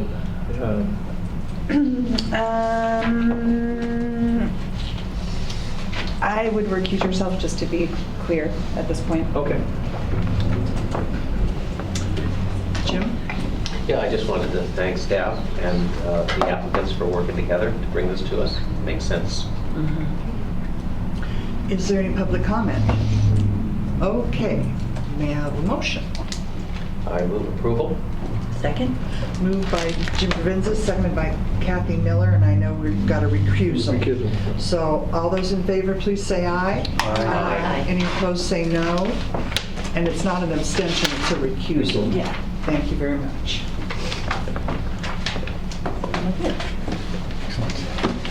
Thank you, guys. Thank you. And that brings us to the Proposition 1 program update. Aaron's going to provide that for us. You guys get your up and down standing. Absolutely. My watch keeps telling me standing. All right, so this is our standard Proposition 1 program update. As usual, in the report, new information for each project is highlighted in yellow. And also, as usual, we'll be starting with cycle number 4 and then sort of going back in time, 3, 2, 1.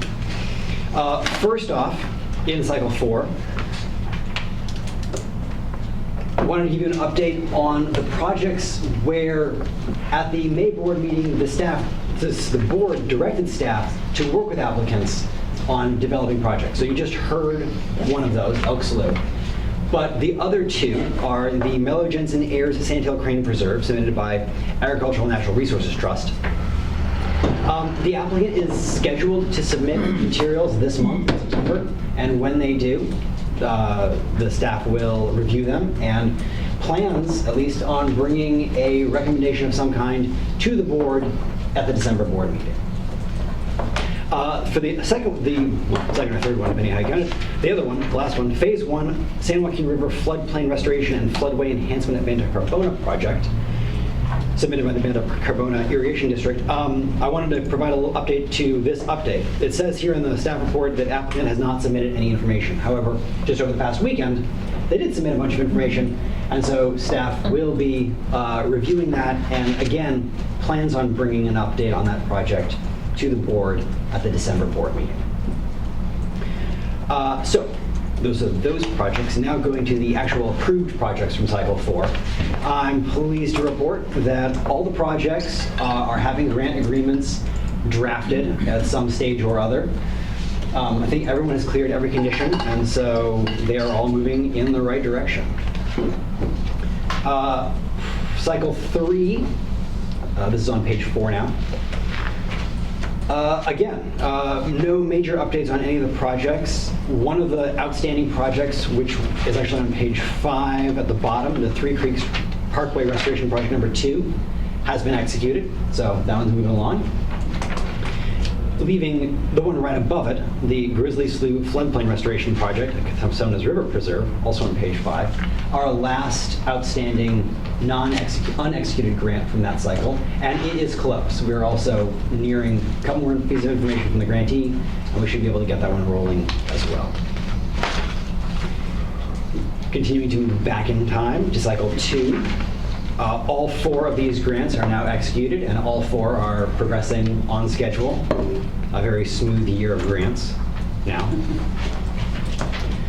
And then finally, moving back even farther to cycle 1, which is on page 8. 2 grants to sort of bring your attention to. One is actually on page 9, it's the top one, Fish Friendly Farming Certification Program for the Sacramento-San Joaquin Delta. The management of this grant has raised some concerns with staff, the grant managers, as to the grantees' kind of abilities and responsiveness and capacity to continue executing this grant. We are cautiously optimistic. We're going to certainly continue working with the grantee to push this project forward, but wanted to give you all the notice that some concerns have been raised, and that you will probably be seeing an amendment for this project at the December board meeting. And the last project that I wanted to let you all know and bring your attention to is on page 10 at the top, Paradise Cut Conservation and Flood Management Planning Project. The funding term on this one has ended, and they have submitted their final reports for review. This project is the second one that looks like it's about to close of our grant program. So it's kind of exciting to have more and more of these reaching the end of their lives and wrapping up. So with that ends my portion of the update. Any questions about any of the projects or anything else? I have a question back on the fish-friendly farming. Yes. I see the grantee is the California Land Stewardship Institute. Yes. And I appreciate you bringing these concerns and what the staff has done to do that. Is this, I mean, do they have other programs going on? Do they just not have the capacity? What kind of concerns is staff concerned with? I will defer. So it's not largely project related with concerns about the quality of the deliverables or things like that. It's more their ability to actually administer the funding that we've provided to them, so that we are confident that they are properly administering the funds, properly accounting for the funds, so that we can understand that they're applying it appropriately and we can understand what they're doing. We've had a lot of instances where frankly we can't make heads or tails of what they've submitted to us. Well, it says that they're supposed to develop a program to work with farmers. So have they developed the program? They are working on it, yes. The problem lies in if they are submitting invoices, receiving invoices, billing us for tasks that they didn't actually work on. Getting invoices that just frankly don't add up. We can't figure out what they're truly asking us to pay for, and so we're having a hard time being able to confidently say we are paying for what we are receiving, and what we're paying for is appropriate. Well, okay, because this was granted in January of 2017, so it's more than 2.5 years. When I hear the concerns you're raising, to me, you're suggesting that we extend the term of the grant. I'm not sure that sounds like such a great idea. How are you going to resolve what they're, when I hear people are submitting invoices that you can't track to the project, that tells me they're not doing a very good job. So at least one board member is not sure that we should be extending the contract. And I don't know what my colleagues think. We've met with them, we've talked through these issues, we've set up a sort of a corrective course, but there's still some issues. So I think. Do we have a program and they're just not administering the program, or they still haven't come back with a program? Like a document that says, or that they've developed the program. Maybe that's where I'm confused. It seems like that's what they're supposed to be doing, is develop a program. And when I hear you say that they're submitting invoices for work that you're not sure applies to this, after 2.5 years they haven't come up with a program? It's not necessary. Yes and no. So they've submitted a draft, farm plan template. A draft farm conservation plan template and draft best management practices. So those are the large deliverables coming out of the project. So our concern is not so much with them actually delivering that, but when we get, they have, 5 or 7 tasks under which they're supposed to be billing. We're getting, they're saying we worked on A, B, and C, but it's being billed under D, E, and F, which makes no sense to us. You can't bill us for things that you didn't actually work on. So if we can't tie it to the work they actually are saying they did during that invoicing period, it's not accurate. No. Right? Maybe they're saying they are billing it for things that are other tasks, but they're saying they didn't actually work on those tasks. Okay, where I'm going with this is, how much time do we give them to answer our questions? And I'm not sure a grant extension addresses my concerns that they're still not going to be. I guess because I've worked with contracts and grants, it's like, hey, those of us who give you the money, we have questions and concerns, and you have 60 days to rectify it, or that's the end of the grant. And I don't know, have you spent all of the $89,450? No. We have not. We're a little over halfway. Okay, well, I'm one of those don't keep putting good money after bad. Dolly? I agree with your sentiment, but that would be part of the discussion then on December 4th, right? You bring this back to us and the board could say at that point, Nick say. Yes. That this is not meeting our staff's needs, it's not addressing the actual proposal you submitted, it's lacking X, Y, and Z, and we could then not approve the extension. And I would presume, unless we have to have it agendized, we could, at that same board meeting, I agree with you. Contract. I just, when I see staff anticipates bringing an amendment, I think what I would say is, I would like an update about whether we terminate or what the criteria are for extending the grant. And what's going to make sure you don't have to spend all your time doing all this, robbing Peter to pay Paul stuff. Right. I don't want any more of that, is my point. If you feel comfortable that that's all been resolved, because I'll tell you right now, I'm not going to vote to extend a contract if these questions haven't been resolved. And I think You're not going to be here on the 4th. Sorry. I'll send my alternate with instructions. I think our saying we anticipate bringing it is our very optimistic hope that we can work through these issues and be able to confidently bring you a request to amend that we have confidence in and can have faith will be a solid request that makes sense for the board. But if you don't. But if we can't, we will certainly bring you a different recommendation. But I think there's a broader issue here that we should just touch on as well. You may recall that we got a grant from the State Water Board of over $300,000 to continue this program in the next phase and enroll 10,000 acres into the program that they're currently developing.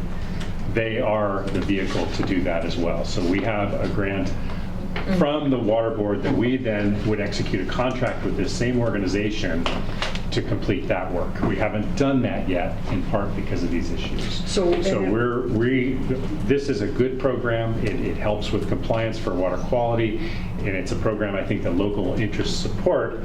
So we find ourselves potentially in a situation where we might have to terminate a good program because of the inability of a contractor to do the work or account for the work. Would you find another contractor to do the state water board?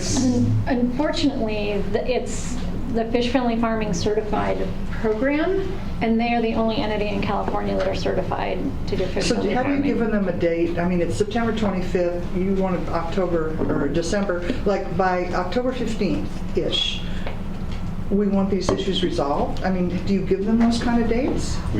We have been giving them dates, and we've been having conversations just internally, is that basically by the time we get to the point where we have to make a recommendation going forward for December, that's really when the rubber meets the road of what do we bring to the board. Okay, that brings another question. You've identified problems, they're working on them. Does this mean there's ongoing problems because they haven't addressed these problems? So that's... Our expectation is that in December we will bring a recommendation that sort of is an amalgamation of all the problems. Either they are going, And a either we corrective are plan of action. right, and either we're confident that they can be resolved and the project can move successfully, or our recommendation would be that we not enter into the follow-on and potentially terminate the existing. Do they bill us quarterly, month? So every quarter you're getting something. How long has this problem persisted? How many quarters now? Roughly an idea? Roughly since December, I'd say. Or I guess February. You guys have been more than generous. Ryan's been a patient saint. So. Well, that's for a future conversation, but that's ridiculous. I mean, if this was made known in December and they hadn't corrected it at least by June, I understand what you're saying. We want to continue to deliver a program, but we ultimately are accountable to a lot of people who... We appreciate hearing this feedback, because I think it's good to know that the board is supportive of what ultimately may have to happen to this project. And I think there will be, there's potentially some fallout from that project not moving forward. Don? Yeah, I get the part of Billy, and I don't disagree with your concerns and certainly the timeliness, but there has been some work product. If there wasn't some work product, I would be really deeply concerned. Obviously, staff may have had some other comments for us, but you do have some draft plans, and their ability may be off, and that needs to be corrected. If it isn't, then obviously we're going to have the question you talked about, Karen presented to us as early as December, but I think it's a reasonable amount of time. I guess I'd like to have more substance about the work program, because I think something like this would be very helpful. It's not a large amount, certainly in the scheme of the way we've awarded grants here, but it requires a lot of staff time. That's the other thing I do get concerned about. But nonetheless, there's a work product, and it seems to be like a fairly good work product, but they, and we aren't really getting into that, and maybe we can move it off agenda here as it relates to the, getting beyond just an update. So I think, when you come back in December, again, because I'm going to look at the substance of this, in addition to obviously to the concerns and the challenges that are presented, but where we are, they're halfway through with the money, and if they're, got a work product that reflects, kind of a halfway point in the project. So we're not really, compared to what we paid out, unaccounted for staff time, and what we've gotten thus far. So again, as we make some judgments around this, I think it would be helpful to know a little bit more about that in detail, either in the written report that comes in December and/or in your verbal report in December. So thanks. Larry? I agree with Don. If they've done the work, but they have incompetent accountants, maybe we should recommend that they hire somebody that can figure it out. And we have. But they're the ones who aren't going to get paid. Right. So, I mean, it seems to be they need a come to Jesus meeting They should be that very explains motivated. to them that how do you keep going if you don't ever get any money? Because I agree, if Don says they've been doing a good job, but they're just kind of incompetent getting their paperwork together, I think you give them, as Karen says, you give them the drop dead date, and they'll either get it or they won't. Right. But you all can't keep babysitting them. That's just a waste of everybody's time. So we'll say that we did have a meeting with executive staff and the applicant to go over all these issues top to bottom and figure out a path forward. The very next invoice that showed up still had some challenges and are still working to be resolved. So you don't that's pay where the we invoice are at all? right You now. don't just pay some of it and then, I would encourage that we postpone or defer sort of more substantive discussion on this until the December item. Yes. I think it's been helpful Yeah. for staff to hear, but I'm getting nervous about us moving off the agenda.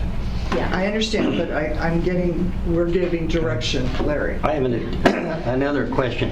Paradise Cut. I was involved with Paradise Cut for 20 years.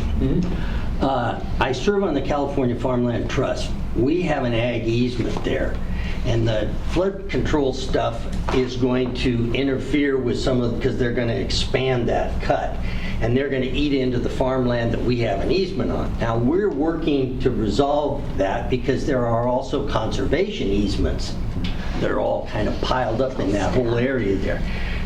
There's no question that everybody wants it to go forward. If you need to tell me to bug out on that individual item, since I am on the other side, but we're trying to get it resolved. It's just very complicated because you have this pancaked issue of various easements, and when you do this flood control project, you're going to follow up both those easements or both those types of easements. So just let me know if you need me to.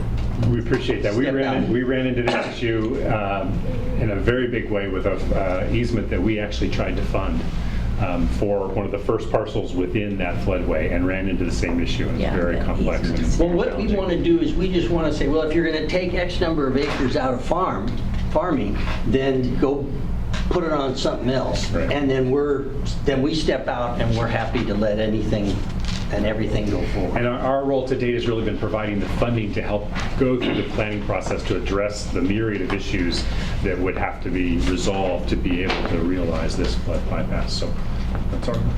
Jim? Yeah, I just went back on the fish-friendly farming without going into detail. I do support staff's effort to do everything possible to make this work, given that there's other funding that can come in, and the importance of cleaning up water that's coming from farming operations. That it's worth the expenditure of time to keep that going and hopefully enter another phase, although I get the frustration with the accounting and the need to fix that. Okay, that was a report, so we'll just accept the report, and we'll move on, an update, I should say. And our next item is 13, Delta Stewardship. I have to go back and forth here. The Delta Stewardship Council update. So Amanda Boll sent me a notice email on Monday saying, or regretting that she's not able to be here. In part, so she sent me a few bullets that I'll just convey now. In part, that is because they are actually meeting down in Orange County tomorrow. And they'll be discussing reduced reliance on the Delta as well as the water resilience portfolio. And that obviously is webcast as always. Do you have a staff member watching that? I often watch it myself, yes. Not always, but I do. It's always interesting. The second item was that the Delta Plan Interagency Implementation Committee will meet on November 4th. We are a member of that committee. We participate in that process. The agenda includes discussion about implementation actions to better understand how science is funded in the Delta, and updates on some of the activities of the Social Science Task Force, and discussion on support tools, so integrated modeling and structured decision-making efforts underway at the Stewardship Council. And then the last update is that the amendment of Chapter 4 for the Delta Plan, which is the Ecosystem Restoration Chapter, is still moving forward, and they expect the release of a draft amendment this fall for public review. We've talked about that amendment quite a bit here, and just our engagement with them, trying to make sure that our role and what we would lend to that chapter is accurately characterized. All right, thank you. Any questions that I may or may not be able to answer from the Stewardship Council? Okay, thank you. That concludes. Eric, Delta Protection Commission update. Yes, thank you, Madam Chair. First off, I want to thank Campbell for attending our commission meeting last week and presenting on Proposition 68, the grant guidelines. We always like to, our commissioners like to hear those updates on activities from the Conservancy. And while I'm doling out thanks, I'll add one to Aaron Heyman as well, who was at our Delta Water. You were at the Delta Waterway cleanup on Saturday? Or was it? Brian! I'm taking it back, reeling it back from Aaron and passing it back out to Brian. Brian was part of our Delta Waterway cleanup at the buffer lands outside of the regional sand plant. Commission staff were in 5 locations throughout the Delta. It's always a real successful event, and the weather cooperated this year. It was lovely throughout the Delta. Good day to be picking up trash along the river. Just one thing I'll mention from our commission meeting last week. We did have a pretty healthy discussion with Nancy Vogel about the governor's water resilience portfolio. Campbell covered that earlier. We subscribe to that same statement that Campbell did as well. And we'll of course learn more about that in the coming month or so. But something new we talked about was brought to us by John Herrick with the South Delta Water Agency, and that's just drawing attention to the fact that we have a real challenge. This has gone on for quite some time, but it's kind of reaching a breaking point in the South Delta. A real challenge with maintaining channels and just the siltation of channels, and it's getting to the point where it really serves no one. I mean, it's not good for fish, it's not good for farming, it's bad for water, pulling water out of the channel, whether you're a farmer or an exporter. And so a number of parties, including the Delta Water Master, including South Delta Water Agency, and including the state water contractors, state and federal water contractors, are embarking on an effort to, initially it's just developing a problem statement for how to address this problem of siltation in Delta channels. We know it's not just a problem in the South Delta, it occurs in other parts of the Delta as well. But the push for it is coming from the South Delta. It's a huge challenge because it's an enormous permitting difficulty to be able to do this work.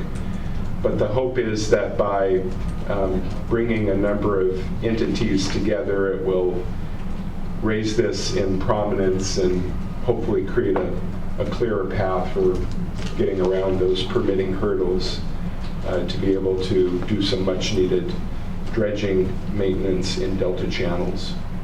So I think that's something that the Conservancy will probably be hearing about moving forward. And then finally, I'll just mention that we're again going out with the call for nominations for our Delta Leadership Program. This will be the 5th version of that, and we're asking for nominations by October 18th. So if you know of someone who is emerging Delta leader, either via their occupation or their community involvements, we'd love to get them included in our 5th version of the Delta Leadership Program. And I did bring some copies of that nomination form, but they're easily accessible on our website as well. Thank you. Any questions for Eric? Thank you.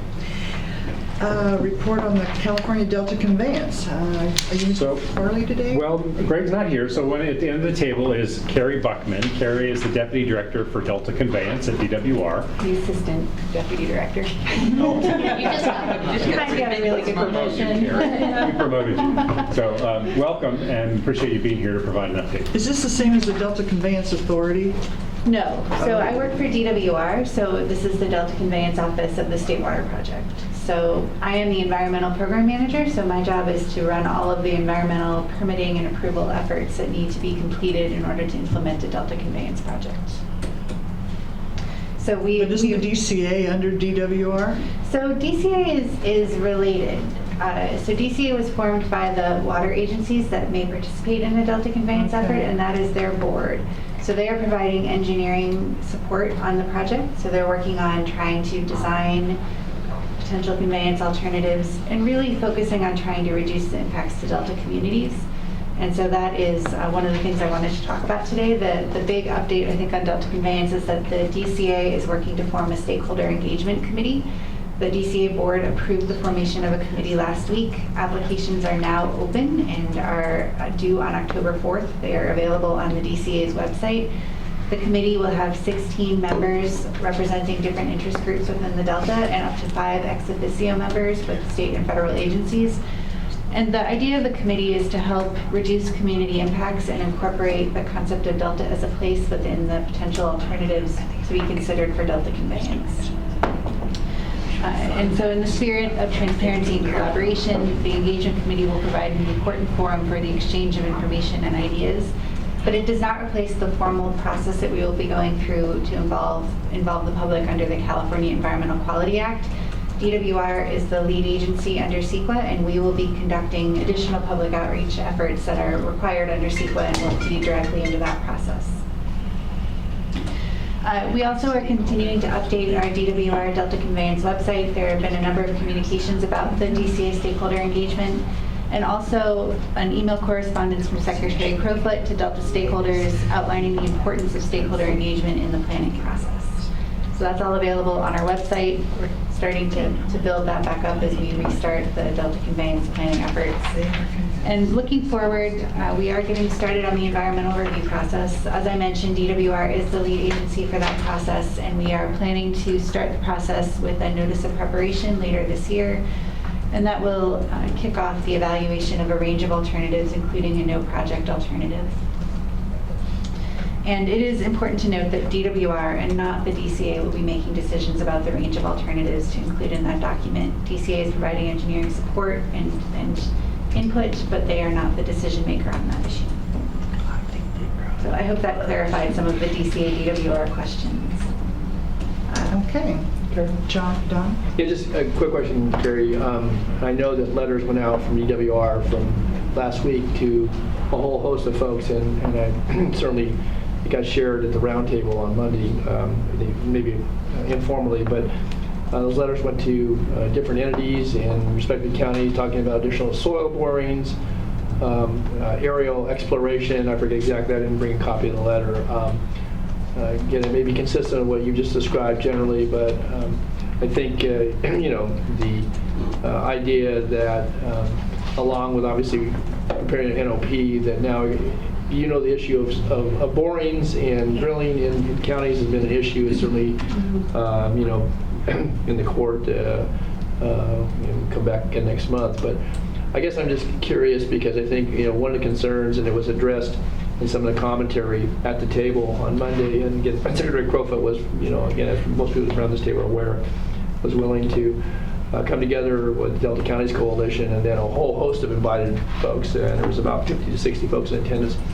Point being, though, that this letter went out, and I don't know, it wasn't under your signature, but it was someone in your department, and I think that again caught some folks by surprise, and a lot of it is along the pre-existing alignments that went with the California Water Fix, which is no longer the project, and so I guess just you need to be aware, if you hadn't heard that already, maybe you have, and I know Carla has sent out some additional, pre-information about that, Carla Nemeth, but your director, but I just, you need to be aware that I think, again, that's gotten folks anxious because I think, the intent behind it, and maybe for environmental reconnaissance on the other hand, in light of some of the other activities prior associated with California Water Fix, in this current environment, we're having all these conversations about. So I don't know if there's anything you want to add, but those letters got sent to historical societies and to folks that wouldn't normally get a letter. That I did not, I'll follow up on the letter issue, but just to give people an idea about the overall issue, we are planning to do some soil investigations. These are not the same soil investigations that have been going through the court process, but whatever the result of the court process is, they will follow the processes outlined. So these are investigations that will feed into the alternatives alignment and evaluation. So just, and also allowing access potentially for some environmental investigations, so we can look at potential biological or cultural effects that may be an issue in different areas. So right now that is still at really early consideration stage. We are preparing CEQA documentation to consider the potential impacts of the soil investigations, and that will be something that will go public before the end of the year in terms of an evaluation. So simultaneously, there is some discussion about how to try to voluntarily obtain access, so trying to do that in a manner as cooperative as possible. So I think that those are the letters that Supervisor Kimberly is referring to. Both Contra Costa and San Joaquin had, copies to them, and I know certainly Karen and Kathy, I'm sure, are familiar with it, but. Okay. Campbell. Yeah, so I wanted to quickly, if I could, just see if I could just gauge a little bit of high-level feedback from the board. The stakeholder group is anticipated to have 5 ex officio members, state agencies. So I just would like to get your sense of whether or not you think that that would be appropriate or of any benefit to have the Conservancy pursue being one of those entities. I think on the plus side, it is if the project's moving forward, our role and how we might help work with the community to address issues may be beneficial, maybe not, but I'd love just to get any thoughts that board members have Is about the whether that's- stewardship going to apply? I think the expectation is that the Stewardship Council will. I don't, Carrie, do you know? I mean, we don't know anyone who will apply. I think we are encouraging the Stewardship Council to apply as that, but I mean, we don't have any idea. Who's choosing the stakeholders? The DCA board is going to select the members of the committee. Well, where I'm going with this is Eric's there, you're here, and if the stewardship, they're going to pick the stewardship, and my personal opinion, and that doesn't serve our purposes. So I would hope that you would stay engaged, and however that works out. Go ahead. How does everybody else feel? I'm happy to pursue it. I just wanted to see if there was any really strong objection to that, or we'll see what happens. Okay. Okay, potential agenda items for the December 4th board meeting. We are wrapping up. Thank you all for being here today, and thank you for hopefully being there December 4th. I know I can't be. Yeah, I know. I guess I am wondering if we need to try to look for another date. Because I know you won't have Kathy, you won't have me. Yeah. Don said he'd be here. Jim said he'd be here. We don't even have Solano here right now. Right. He's probably down south. No, it's in San Francisco. That's why it's closer. So. No, I'm saying he's probably gone down to stewardship. Yeah. Oh yeah. No, Oscar's that now. I'm just saying I'm not sure you'd have Solano County because I usually do see Skip and John at some point, and since it's in San Francisco. So and that's that entire week. Okay. Well, Monday through like Tuesday. Thursday. For us, it's Monday, but for the general membership, it's Tuesday. So what we'll do is we'll do another doodle poll just to the voting members and consider that following week, the second week of December, all the days, and see what works. Second Wednesdays work for me. and we'll go from there. So the obvious things on that will be, the next agenda will be the request for approval of the Prop 68 grant guidelines after public comment has been incorporated. We will likely be considering the Mello Jensen Sandhill Crane project that was discussed briefly today, as well as an update on the Banta Carbona project. And then as discussed today, obviously, I think we'll have some level of update and consideration of the fish-friendly farming project amendment, continue on whatever that turns out to be between now and then. Are there any other items that the board members would like to see on the December agenda?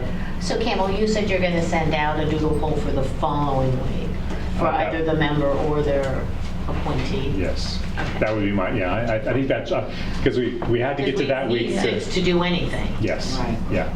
And I think we'll just have language, please. If you have a quorum without, I don't think you have a quorum. But we might have a quorum, but we might not have 6 people voting one 6 way. affirmative votes, yeah. Which would then... That complicates things. So we'll send it out and see what we get. It may end up being that we can achieve a quorum on the 4th, and that might be the best day. But we'll evaluate that and bring it back. Make sure everybody knows. You're talking about agenda items. I know a lot of boards have board comments, not to violate the Brown Act or to take action. But I know you talked about the stakeholder group with Jonas Minton, and I was looking around the table here.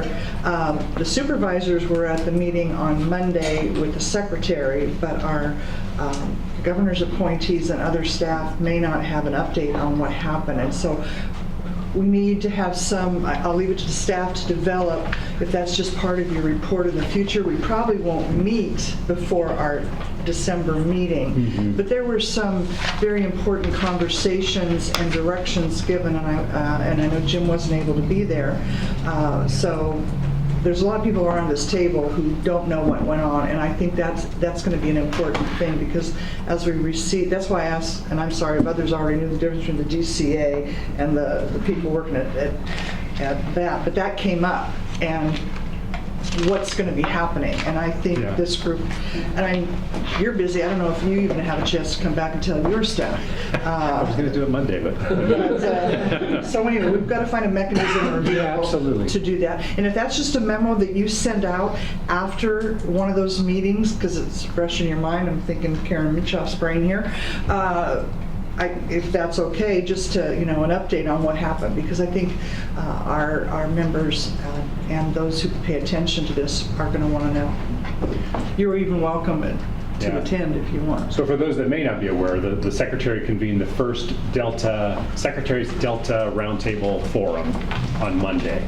It was a very productive discussion. I think it went quite well. Almost 3 hours. Yeah, he came down and engaged and responded to every question presented. Obviously, not everybody was happy with all the answers, but it was a good, productive discussion.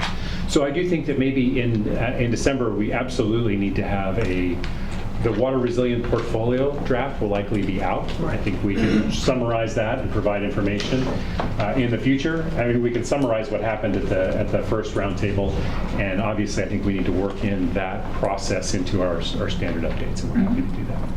Because the intent is to have, Secretary, certainly you have to know, but if people feel it's productive, but in concert, the Delta counties were the co-conveners. It was obviously his meeting. Is to have quarterly sessions, and so... Well, and Dom's the co-chair. Maybe Dom's the one who gives... Yeah, I don't want to take a lot more time today, but I think to your point, we can have it was productive, and we had probably 50, maybe 60 people in attendance, I think, both at the table and around the room, and good representation, cross-section of folks from a variety of interests that were talking about who might else come. We had a room that was big enough, and so I think we need to be cognizant of that in the future, but the idea is to have them in the Delta and to... We had some focus, obviously, on conveyance and issues that I think are certainly ones that shadow, maybe even overshadow to some degree, some of the conversations about alternatives and some other things going on in the Delta. But it was, we did talk about, obviously, invasive species, the restored lands and how that impacts counties, and there were a lot of questions, and the Secretary spent the better part of 2.5 hours once we had the introductions through to answer questions and respond to concerns, and just about processes, including what's going on with the DCA, but also obviously with his agency. But we certainly all appreciate, I think, the time that he dedicated and is committed to focus on Delta issues that relate to a whole host of things that are important to people around this table, but folks in California, but certainly in Northern California and Delta region. So again, I trust we'll have another one, and maybe a summary, Campbell, once you've had a chance to review your staff, at least your takeaway, and hopefully we'll have some summary to be made available to all the attendees once we've got a chance to the Secretary and his staff coordinate with the counties on that information. Okay, and with that, we are adjourned. Thank you. Thank you. I know. Oh, wow. No, aren't they awesome? You take care too, though. Good. I knew what you were doing. You just had anything else, but I was No, I didn't, actually. It was kind of nice. I was driving up here in traffic.